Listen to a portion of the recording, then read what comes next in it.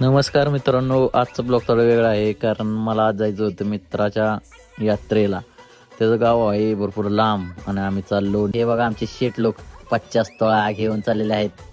कराडमध्ये पोहोचलो आणि तिथं मी भेटला आजाला म्हणलं सांग थंड चल आलोय तुझ्या इकडे. तर आजा म्हणला घ्या की मग चला घेतली. मग आजाला म्हणलं गाडी तूच चालव कारण एवढ्या उन्हात गाडी चालवायचं म्हणजे नको रे बाबा, खूप बेकार. हा तर रस्ता खूप चांगला होता पण पुढे जाऊन एवढा रस्ता खराब होता की त्याचे व्हिडिओ सुद्धा घेऊ वाटले नाहीत. फायनली कसं तरी पोहोचलो यात्रेत. यात्रा बघितली तर काय एवढी मोठी नव्हती पण छोटी किरकोळ होती.